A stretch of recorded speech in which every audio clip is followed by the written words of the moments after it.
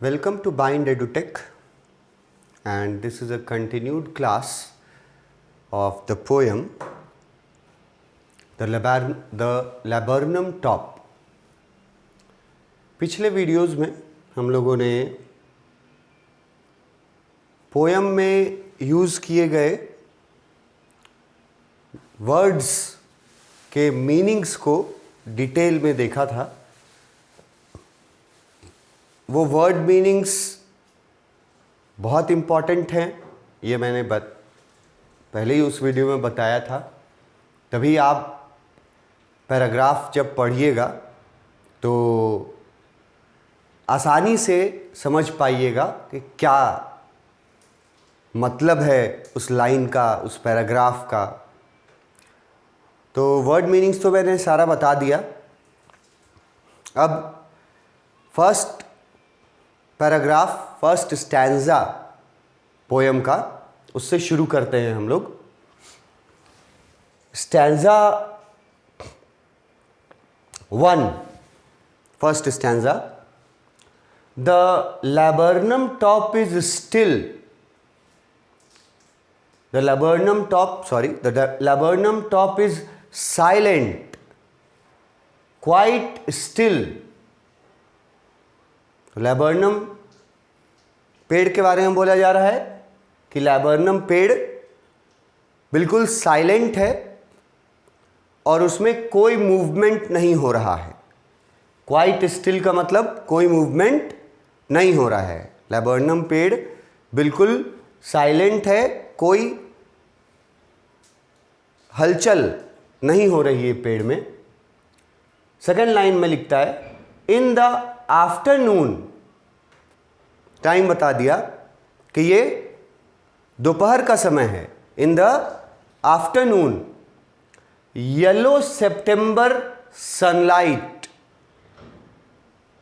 Month बताया, सितंबर का महीना चल रहा है, आफ्टरनून का समय है और सनलाइट जो है ना वो येलोइश कलर का हो चुका है। मतलब सनलाइट के कलर को येलो बोल रहा है, येलो कलर आ रहा है सनलाइट से, और सितंबर का महीना है, आफ्टरनून का समय है। और ऐसे समय में एक पेड़ के बारे में बोला जा रहा है कि एक लैबर्नम का पेड़ है जो बिल्कुल शांत और बिना किसी हलचल के नज़र आ रहा है। दोपहर में, सितंबर का महीना, और सनलाइट जो है वो येलो कलर का। A few leaves yellowing. Few leaves का मतलब क्या हुआ कि पेड़ पर कुछ ही पत्ते बचे हुए हैं। फ्यू लीव्स, कुछ ही पत्ते बचे हुए हैं पेड़ पर। येलोइंग, और वो पत्ते भी येलो कलर के हो गए हैं। अब पेड़ पे जो कुछ पत्ते बचे हैं वो येलो कलर के हो गए हैं। मतलब कि अब उनके भी झड़ने का, टूट कर गिरने का टाइम आ गया है उन पत्तों का भी।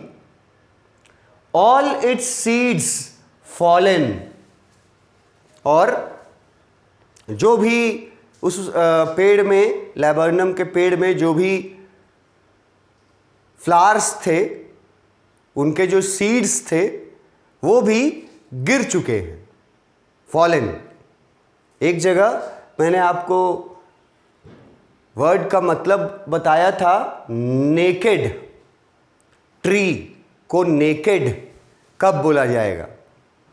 जब उसके पत्ते झड़ जाएंगे, जब उस पे जो फूल लगा हुआ है वो सब भी टूट के गिर जाएगा, तो पेड़ क्या हो जाएगा? नेकेड हो जाएगा। वही बात यहां लिख रहा है कि कुछ पत्ते बचे हुए हैं, फ्यू लीव्स, वो भी येलो होते जा रहे हैं, येलो कलर के हैं। ऑल इट्स सीड्स फॉलन, कि जितने भी फ्लावर्स लगे हुए थे, जो उसके उनके अंदर जो सीड्स थे वो सब पेड़ से टूट करके गिर चुके हैं। महीना कौन सा है? सितंबर का महीना। सीजन कौन सा है? विंटर का सीजन है, दोपहर का समय है और सनलाइट का कलर कैसा है? येलो कलर का है। इतना चीज बताया गया।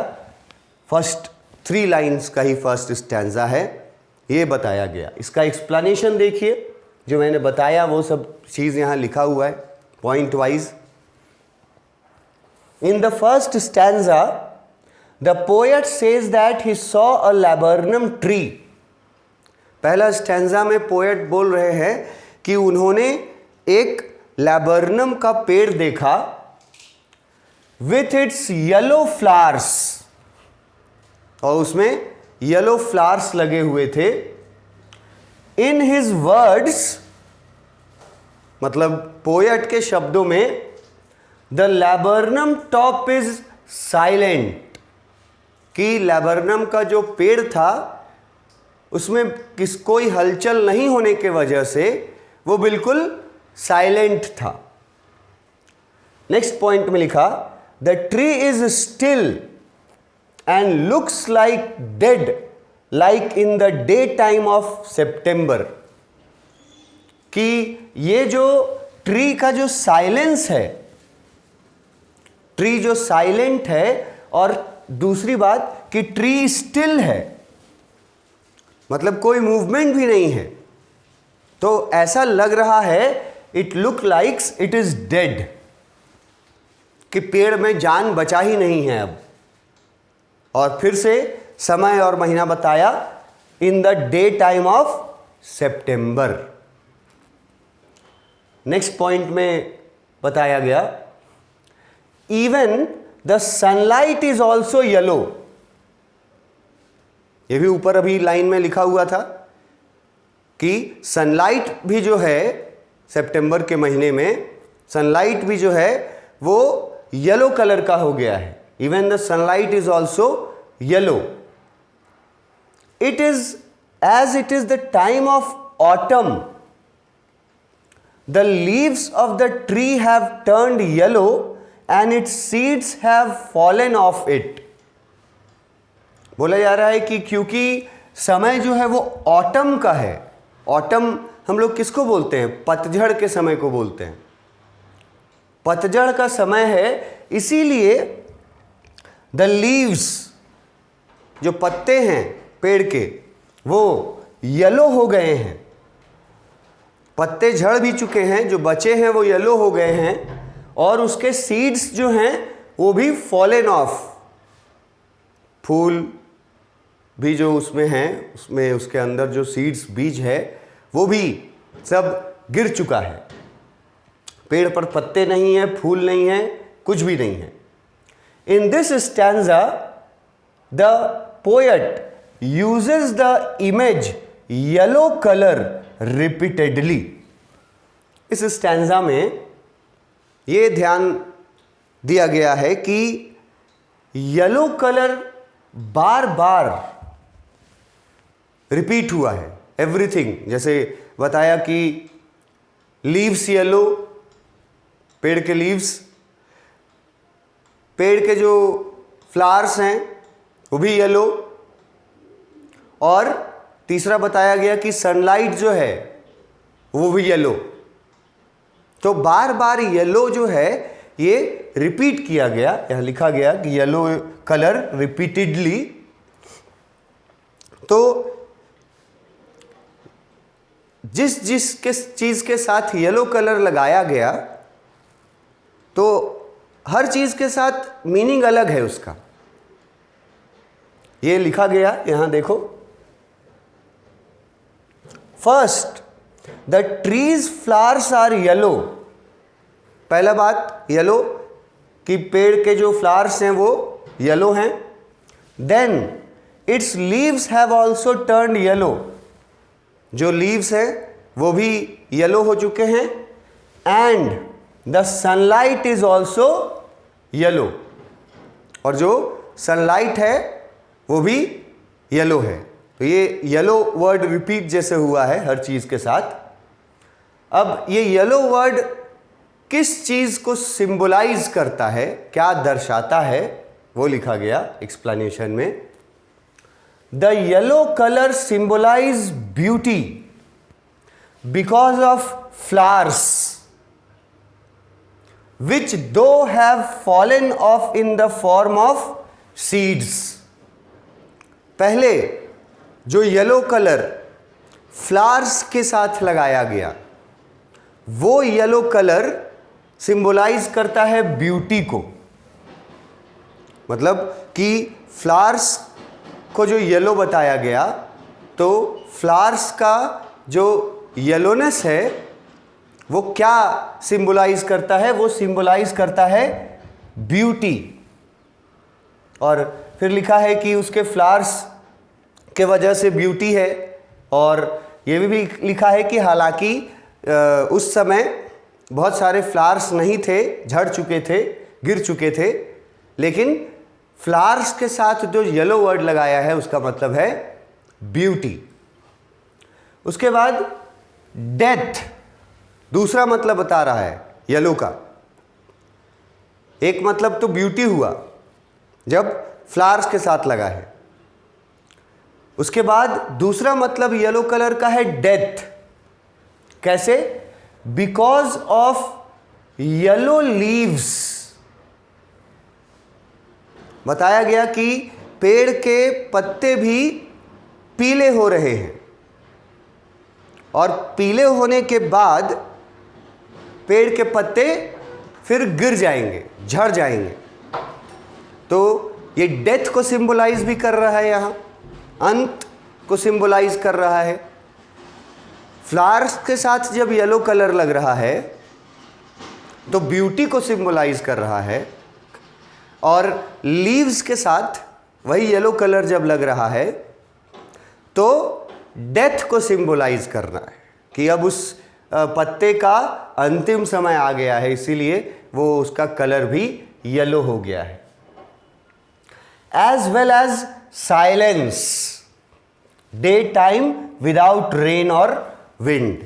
और येलो जो है वो साइलेंस के लिए भी है, डे टाइम है, कोई किसी तरह का बारिश नहीं हो रहा है, कोई हवा नहीं चल रहा है, नो विंड नो रेन, तो साइलेंट है, साइलेंस है हर तरफ।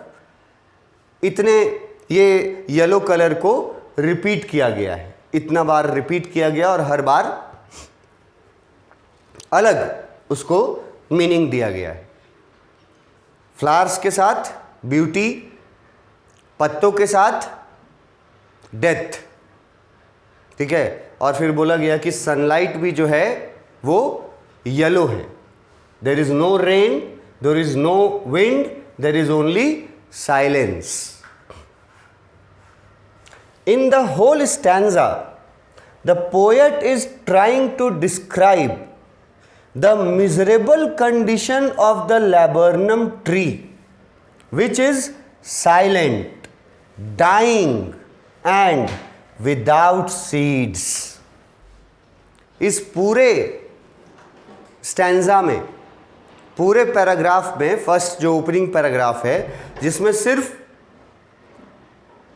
लैबर्नम ट्री को डिस्क्राइब किया गया, तो उसके बारे में क्या क्या बोले हैं पोएट ये ट्राई कर रहे हैं डिस्क्राइब करने को कि उस लैबर्नम ट्री का कंडीशन मिजरेबल है। उस लैबर्नम ट्री का कंडीशन मिजरेबल है। मिजरेबल का मतलब क्या होता है? बहुत बुरा, वेरी बैड। क्यों बोला जा रहा है ऐसा कि मिजरेबल है? देखो लिखा हुआ है आगे, क्योंकि वो बिल्कुल साइलेंट है, क्योंकि वो अब मरते जा रहा है, ट्री जो है वो डाई, एंड विदाउट सीड्स, न तो उसमें फ्लावर्स बचे हुए हैं और न तो उसमें लीव्स बचे हैं, न तो सीड्स बचे हुए हैं। और मतलब कि वो लैबर्नम ट्री क्या हो चुका है? यूजलेस हो चुका है। फर्स्ट स्टैंजा में पोएट जो हैं वो लैबर्नम ट्री को, जिसको वो देख रहे हैं, उसके मिजरेबल कंडीशन को डिस्क्राइब किए हैं। मिजरेबल कंडीशन मतलब बहुत खराब स्थिति है उस लैबर्नम पेड़ की। खराब स्थिति क्यों बोली जा रही है? क्योंकि पेड़ बिल्कुल साइलेंट है, पेड़ जो है वो लग रहा है कि डेड है, पेड़ के पत्ते जो हैं वो गिर चुके हैं। द ट्री इज डाइंग और इट इज विदाउट सीड, मतलब इट इज यूजलेस। तो फर्स्ट पैराग्राफ में अगर होल पैराग्राफ को 3 लाइन को एक साथ देखा जाए तो बताया गया कि उस लैबर्नम ट्री का कंडीशन अत्यंत दयनीय है। ये था हमारा फर्स्ट पैराग्राफ और उसका एक्सप्लेनेशन। देखो फर्स्ट पैराग्राफ में लाइन यहाँ पर 1 2 3 ही दिख रहा है, ठीक है, लेकिन एक्सप्लेनेशन जो है वो काफ़ी लंबा है, क्योंकि मैंने बताया कि पोयम में वर्ड्स का मीनिंग जो है वो बिल्कुल डिफरेंट होते जाता है। Yellow yellow yellow word use किया, yellow sunlight, yellow leaves, yellow flowers, और मीनिंग देखो कितना डिफरेंट कर दिया। फ्लावर्स अगर येलो हैं तो ब्यूटी है, अगर लीव्स येलो हो गए हैं मतलब they are in a dying state. तो पहले पैराग्राफ में वो पूरी तरह से उस लैबर्नम ट्री के खराब कंडीशन को डिस्क्राइब किया है कि वो लैबर्नम ट्री बहुत बुरे कंडीशन में दिख रहा है पोएट को। अब आते हैं सेकेंड स्टैंजा में, ठीक है। सेकेंड स्टैंजा यहां से शुरू है।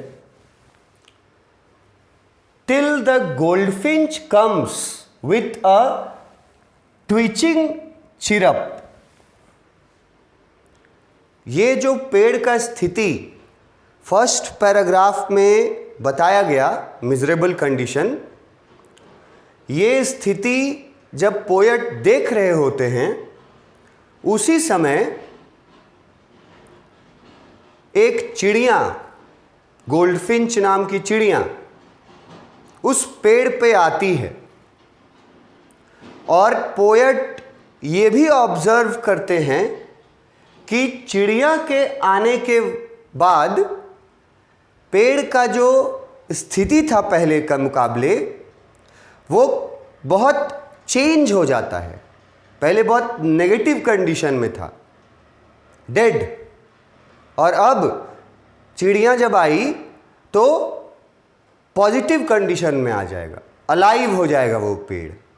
तो यहाँ लिखता है टिल द गोल्डफिंच कम्स, जब तक गोल्डफिंच नहीं आती है, वो चिड़िया जब तक उस पेड़ पे नहीं आती तब तक उस पेड़ का हालत मिजरेबल बना रहता है। चिड़िया जो आती है विथ हर ट्विचिंग चिरप। अब ये ट्विच वर्ड हम बताए थे और चिरप वर्ड भी बताए थे। तो मदर गोल्डफिंच जब आ रही है तो उसके पंख फड़फड़ा रहे हैं, उड़ के आ रही है, बहुत स्पीड में आ रही है, उड़ के आ रही है, पंख फड़फड़ा रहे हैं और वो एक साउंड निकालते हुए आ रही है, chirp, sound of bird, twitching मतलब फड़फड़ाना। तो जब गोल्डफिंच एंटर करती है, जब गोल्डफिंच आती है तो उसके पंख फड़फड़ाने का आवाज़ सुनाई देता है और उसके चिरपिंग का आवाज़ सुनाई देता है। और गोल्डफिंच के इस तरह से आने के बाद पेड़ का जो कंडीशन था पहले वो बिल्कुल चेंज हो जाता है। यहाँ देखो सेकेंड लाइन में, a suddenness, a startlement at a branch end. Suddenness मतलब अचानक से पेड़ का स्थिति चेंज हो जाता है, और स्टार्टलमेंट वर्ड का मतलब हम बताए थे सरप्राइज, सरप्राइजिंगली, आश्चर्यजनक रूप से, अचानक, सडननेस, आश्चर्यजनक रूप से जो ब्रांच है पेड़ का, एक ब्रांच जिस पे प्रोबेबली वो नेस्ट बना हुआ है, उसमें हलचल होने लगती है। वो पेड़ जो अभी तक साइलेंट पड़ा हुआ था, डेड पड़ा हुआ था, उस गोल्डफिंच के आने के बाद, वो गोल्डफिंच जब आ रही थी तो दो साउंड भी आ रहे थे, याद रखना, एक ट्विचिंग साउंड और एक चिरप साउंड, मतलब पंखों के फड़फड़ाने की आवाज़ और साउंड ऑफ अ बर्ड। ये इन दोनों साउंड्स की वजह से, गोल्डफिंच के आने की वजह से अचानक से और आश्चर्यजनक रूप से पेड़ का कंडीशन जो है वो चेंज होने लगता है। थर्ड लाइन में लिखा है, then sleek as a lizard and alert and abrupt. ये बता रहा है कि मदर गोल्डफिंच के आने का तरीका क्या था, उसके अराइवल का तरीका बता रहा है गोल्डफिंच। मैं उसको मदर गोल्डफिंच बोल रहा हूं। तो गोल्डफिंच के आने का तरीका बता रहा है। सबसे पहले तो उसके मूवमेंट को, गोल्डफिंच के मूवमेंट को स्लीक बोला है। अब वर्ड मीनिंग में मैंने स्लीक बताया था, स्मूथ मूवमेंट, कि पता न चले, तो उस मूवमेंट को स्लीक बोला है, गोल्डफिंच के मूवमेंट को। और कंपेयर किससे किया है, किसके जैसा स्मूथ मूवमेंट? लिजार्ड के जैसा स्मूथ मूवमेंट। गोल्डफिंच के आने के बारे में डिटेल में बता रहे हैं पोएट कि गोल्डफिंच जब आई तो उसका मूवमेंट बहुत स्लीक था, मतलब बहुत स्विफ्ट मूवमेंट था, आने का पता नहीं चला। जैसे लिजार्ड कंपेयर किया है, लिजार्ड जैसा स्लीक मूवमेंट था गोल्डफिंच का, और वो अलर्ट थी। गोल्डफिंच अलर्ट थी आते वक्त। अलर्ट इस बात से थी कि कहीं उसके आने का पता किसी ऐसे व्यक्ति को लग गया जो कोई शिकारी हो, किसी ऐसे व्यक्ति को उसके आने का पता लग गया और उसका घोंसले का पता चल गया किसी ऐसे व्यक्ति को जो शिकारी हो, तो उससे उसको और उसके फैमिली को नुकसान पहुंच सकता है। तो वो आते वक्त जब आई तो उसका मूवमेंट कैसा था? स्लीक एज अ लिजार्ड, छिपकली के जैसा स्मूथ मूवमेंट से आई, और आते वक्त अलर्ट थी। मतलब ये भी ध्यान रखी हुई थी चारों तरफ कि कहीं से कोई शिकारी मेरे यहां आने का किसी शिकारी को पता तो नहीं चल रहा है। तो वो अलर्ट थी और वो एब्रप्ट थी। एब्रप्ट का भी मतलब हम तुमको बताए थे, यहां देखो एक बार मीनिंग में तुमको लाते हैं कि एब्रप्ट का क्या मतलब बताए थे। यहां एब्रप्ट मतलब है सडन और अनएक्सपेक्टेड, अचानक वो चीज जो सोची ना हो और वो हो जाए। तो यहां देखो एब्रप्ट वर्ड यूज किया है, यहां एब्रप्ट वर्ड यूज किया है। गोल्डफिंच के आने का तरीका बता रहा है कि गोल्डफिंच जो है वो बहुत अलर्ट है। मदर गोल्डफिंच आते वक्त उसका मूवमेंट बहुत स्मूथ है, लाइक अ लिजार्ड, एक छिपकली की तरह वो अलर्ट मोड में है, और वो कोई अनएक्सपेक्टेड चीज, मतलब कोई घटना, ऐसी घटना जो नहीं सोचा हो, ऐसी घटना नहीं होने देना चाहती है, इसीलिए वो इस तरह से एंटर करती है। वो आती है पेड़ पे तो स्लीक मूवमेंट में आती है, स्मूथ मूवमेंट में आती है, लिजार्ड के जैसा, और अलर्ट है। किसी भी अनजान खतरे से, कोई भी अनएक्सपेक्टेड खतरा आ सकता है, उसके लिए वो अलर्ट है। इस तरह से गोल्डफिंच आती है। तो जो पेड़ था, जो उससे पहले, उसके आने से पहले बिल्कुल डेड दिख रहा था, उसमें चेंजेस आ जाते हैं, पॉजिटिव चेंजेस आ जाते हैं। इसके आगे हम लोग नेक्स्ट वीडियो में कंटिन्यू करेंगे। Thank you.